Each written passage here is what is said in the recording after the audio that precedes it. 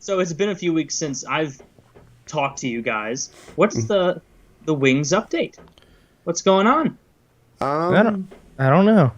I didn't have internet.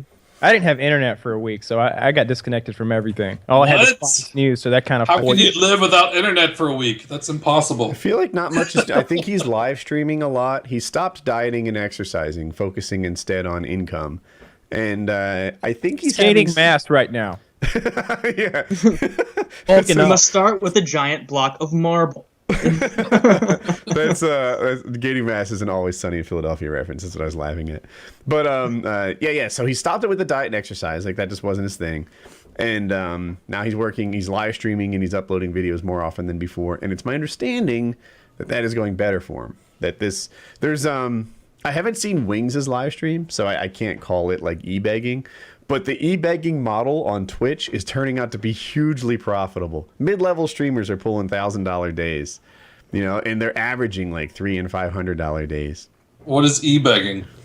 Pretty much what you do is you live stream, and while you live stream, you just like over celebrate every dollar people give you, right? So like someone will donate $1 to you. And you're like, oh, Wicked Strap. Or let's pretend you did it to me. Thank you so much for your $1. I appreciate it. And they play like celebration videos and they read whatever message you want them to read. Oh, it says right here, fuck Kyle. Fuck Kyle. Woohoo. Thank you for your $1. This is great. And it's hardly even gameplay oriented anymore. It's more like a TV show that you can get on for $1.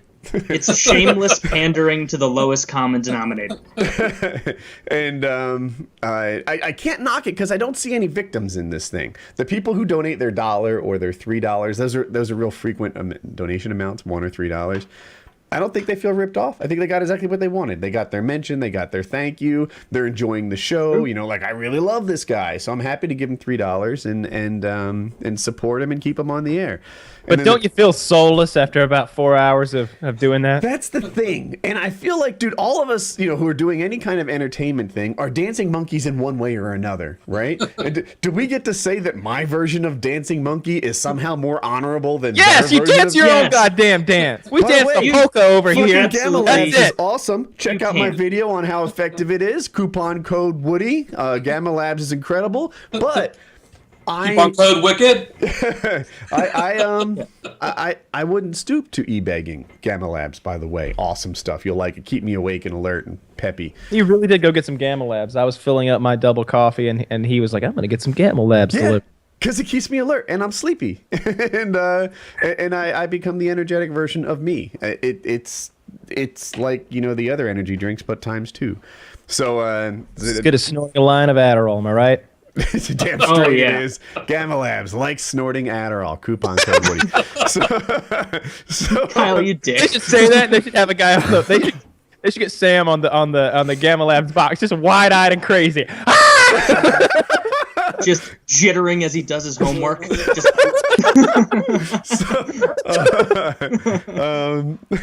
I lost my train of thought. Oh yeah. So there's no victims in it, so I don't see any harm in it. I also used to say this.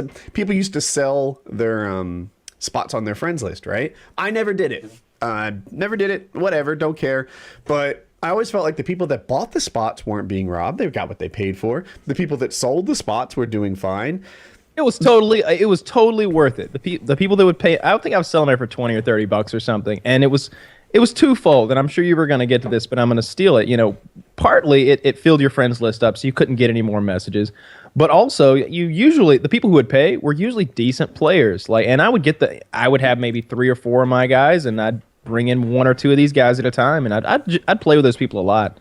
I met some good players like that. Like there were guys who paid to be on my friends list, and I wanted to refund their money at the end of it. Like now you're a real friend. Like, here's your $20 back. But of course you didn't do that, of course. No. But there were people who made hate videos about selling friendless spots. By the way, people made hate videos about me. People made hate videos about me for selling friendless spots, and I didn't even do it. But that's YouTube. But anyway, and I always thought of it as what's bad is when you have unhappy customers, right? When they're not getting what they expected to get, when they feel ripped off, that's the trouble.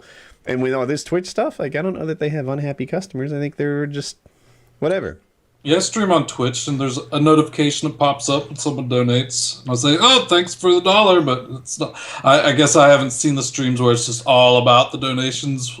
There'll be donation wars. That's a popular thing. So two streamers will go together, and then so you and I are streaming. Wicked Shrapnel, he's beating me by $3. Someone keep this close. We're neck and neck. I just got ahead of Wicked, and it's really about the donation war more than the stream.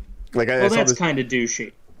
Yeah, the gameplay, by the way, in this particular one I'm talking about, they're just driving around in a limo. Like, one of them's the driver, one of them's a passenger, and they're just doing donation wars in Grand Theft Auto.